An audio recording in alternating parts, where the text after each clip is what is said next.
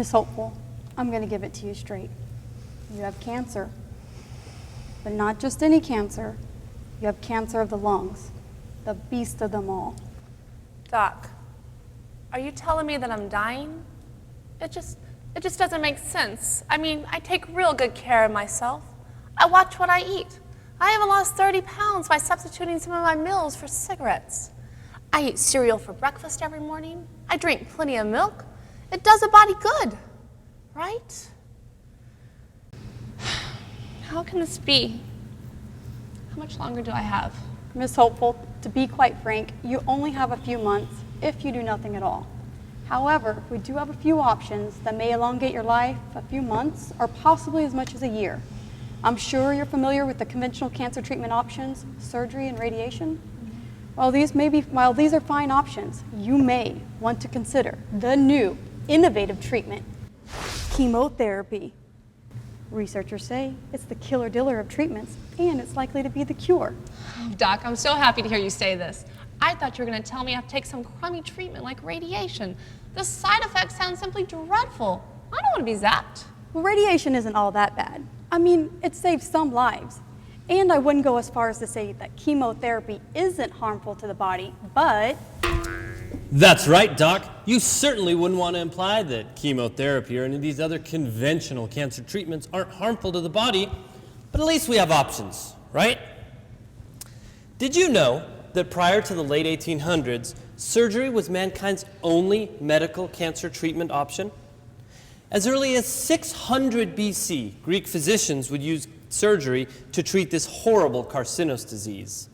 For thousands of years thereafter, this primitive, painful, and often ineffective surgery was our only way to treat cancer. That all changed in the 1890s when German professor Wilhelm Conrad Röntgen invented the X-ray. Thereafter, we began using X-ray technology to radiate cancerous cells in a method that's now known as radiation. Over the past 50 years, if a cancer is small and localized enough, oncologists have found new successes in zapping the cancer with radiation along with or in place of surgery. However, this doesn't work if the cancer is large and metastatic, and as you stated, Ms. Hopeful, it has dreadful side effects. Well, what about this chemotherapy Doc mentioned? Surely it's a better treatment option. Well, let's see. Chemotherapy was invented earlier this decade. It works by deploying deadly chemical agents into the body to kill the cancerous cells. The only problem is these deadly agents don't know the difference between good and bad cells, so they kill everything in their path. All the same, chemotherapy is considered to be a major improvement in our efforts to cure cancer. Researchers are continuing to develop it further and further. They're making modifications to it in the hopes of that one day one of these modifications is bound to work. Boy, oh boy, looks like I was born about a half century too early. Surely our medical professionals are able to develop better cancer treatment options in the future.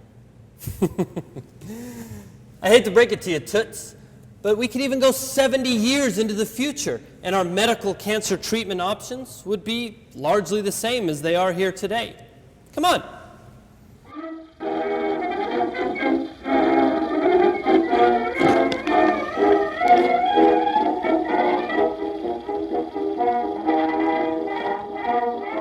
Since the development of chemotherapy a few years ago, doctors, scientists, and researchers have worked hard to make chemo more safe and effective. In fact, new drugs, new combinations of drugs, new delivery techniques, and all that have made chemotherapy a more viable option. Because chemo seems to be the most promising FDA-regulated method of treating cancer, each year we will spend hundreds of millions of dollars researching ways to make chemotherapy better. All this research will lead to gradual improvements of the drug combinations used. Hey, where are we going? Fortunately, there's a circus in town, and I happen to know that this particular circus has this magical, vehicle-y, levery thingy. I don't know what you'd call it. Anyway, it's going to take us into the future to see what's happening in 2018 as it relates to cancer treatments. Did you know that in the future, cancer will become a $1 trillion industry?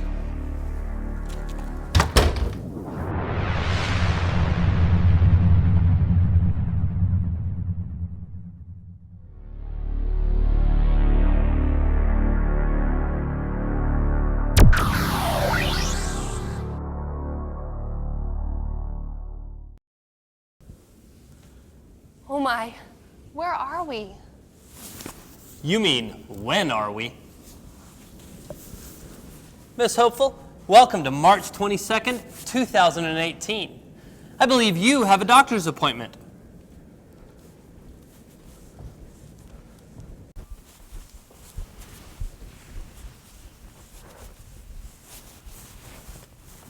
Well, Miss Hopeful, I'm going to get straight to the point. You have cancer, but not just any cancer. You have lung cancer, one of the most difficult to treat. Doesn't look like much has changed since the 1940s. Even you look the same. Surely we have better cancer treatment options in this day and age. This guy can't know it all. Doc, tell me you have a safe and effective cancer treatment for me. Tell me that in the past 70 years we've come up with something other than surgery, radiation, or chemotherapy. Well, there are a few other options that some people may choose. For instance, some choose to fight cancer with nutrition or travel to other countries and try their local developing medications. But here in the US, we can only ethically offer you what has been approved by the FDA.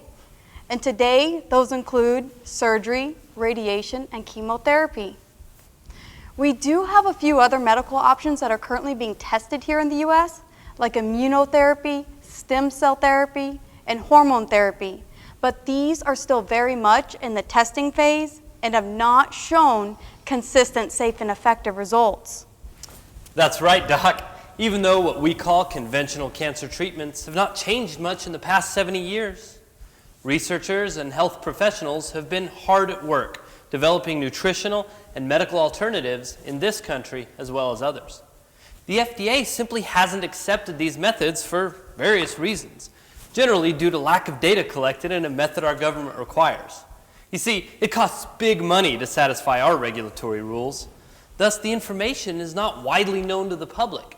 In other words, the cool kids, they haven't let these methods into this cool kids club yet. But that'll soon change. Excuse me. Hey, regarding all this nutritional stuff, I think that's wonderful information. And you know what? It's not new. Way back in the 1930s, Dr. Max Gerson started working with people on certain diseases like cancer and autoimmune disorders and diabetes and migraine headaches. And he used a nutritional regimen to treat them. Yeah, so things like a strict diet of no refined sugars or no refined grains and coffee enemas and things like that is what he used to treat them successfully. And then there's Dr. John McDougall. He's a board-certified internist and the founder of the McDougall Project. He did some great work too with nutritional therapies. As a matter of fact, the American Cancer Society adopted some of his stuff as recently as 2015. And that's good news, but it did take them a little while to catch on, didn't it? But they did, so that's great. So it seems that if a person is willing to stick to a strict diet regimen, things like ruling out red meats and processed refined grains and sugars, things like that, which by the way, cancer cells love sugar. So if you don't have any sugar around in your diet, these cancer cells don't have anything to live on.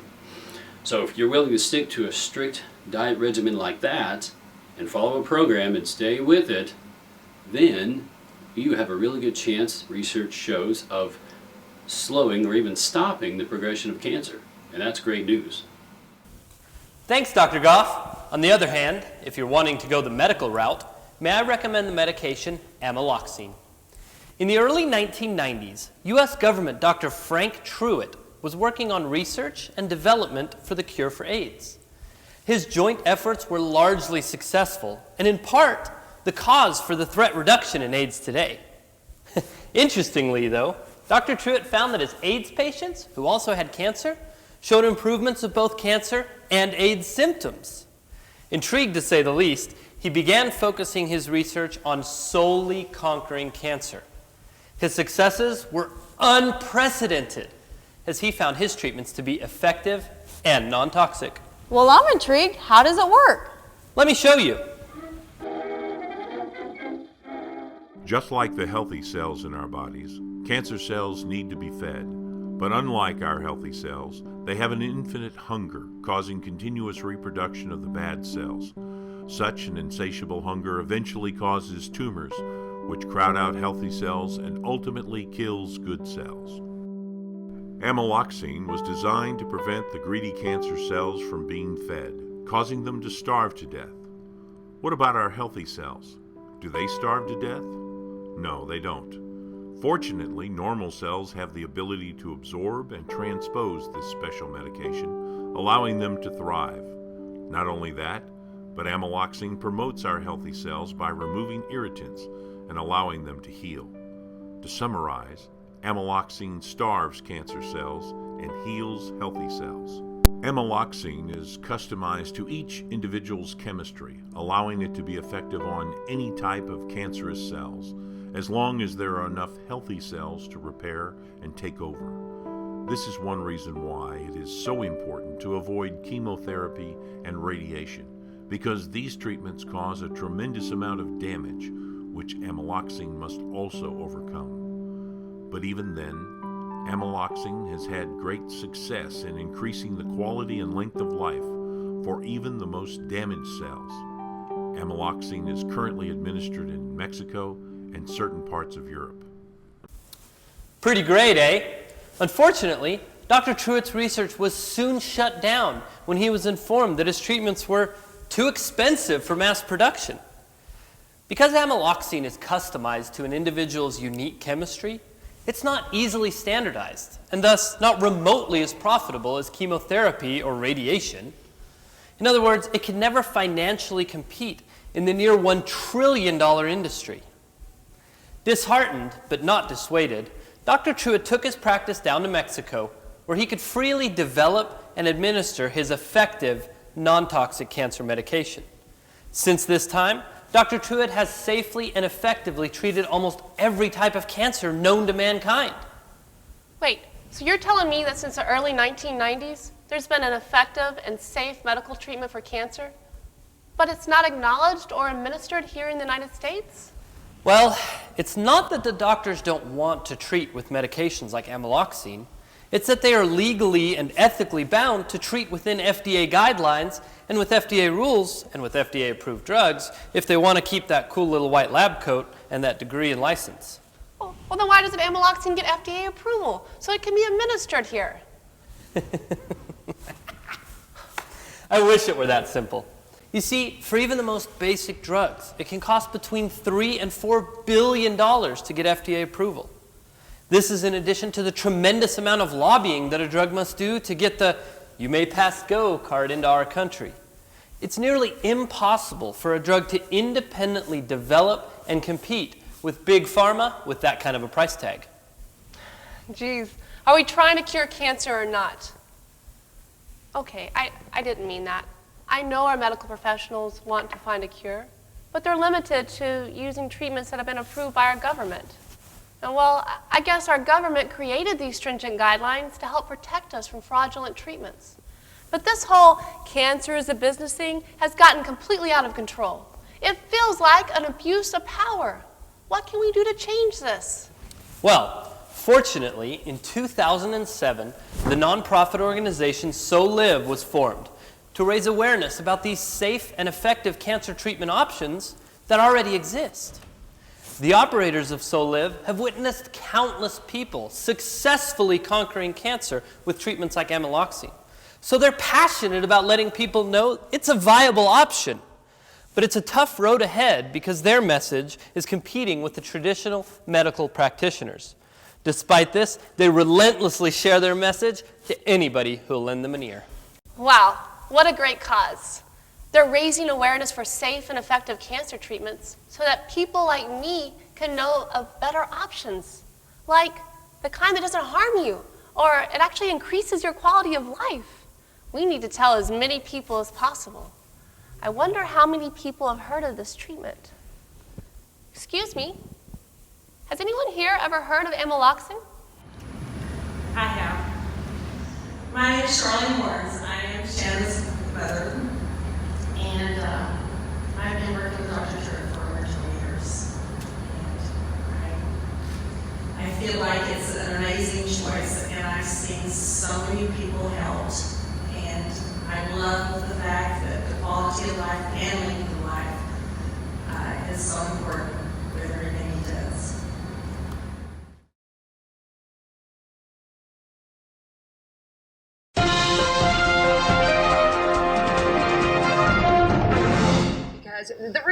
because we all know someone. We're all connected by someone who's had to battle cancer, who we've lost to cancer, and those options are so crucial during those battles because times are very hard when you're told you have cancer. And Bonnie, that's where I want to talk to you because you are the wife of Henry, who was told he had bladder cancer. I can't imagine how hard that was, but what was that like going through that journey, and ultimately what did he decide to do? Well, like you said, it's very difficult when you hear that word cancer. Sure. And you wonder, what are we going to do? And his doctor, of course, suggested the conventional method of treatment. Henry wasn't all in favor of that. Okay. We had heard about an alternative treatment of using amoxicillin, and he checked this out, and as a family, we looked into it. Mm-hmm. And this is the path that he chose. And it seems like it worked for him, and Henry actually says that himself. Take a look at this. They had scheduled me for chemo, and I decided that I was going to try this alternative medicine before chemo. I said, well, what have I got to lose? I know I don't. I'll keep my hair, or I'll keep part of my body. And that's when I talked to Dr. Truitt about his cure. That is so important because it worked for him, and he's here with us today, living happy. He is loving life, which is amazing. And So Live really provides opportunities for so many people out there. I mean, you've got so many people battling cancer that you work with. You take them zip lining. We were just talking about Charlotte and how healthy she feels. Mm-hmm. I mean, there she is zip lining. What an incredible moment for her.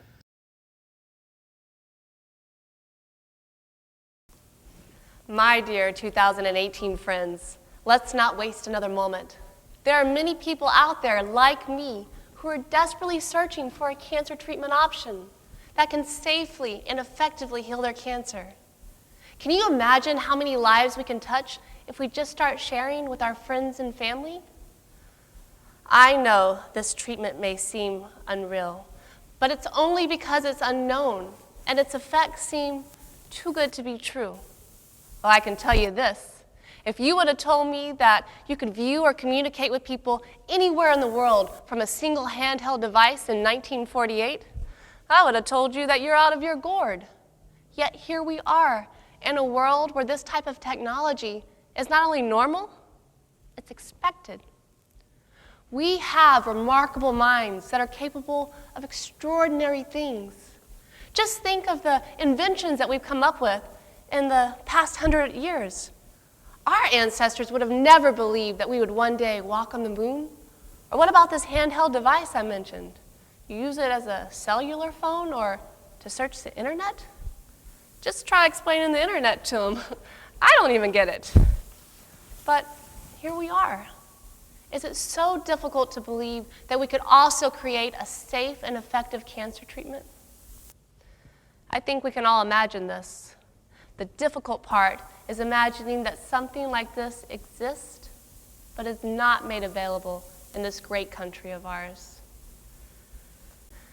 Allow me to step out of character. This is not a political video.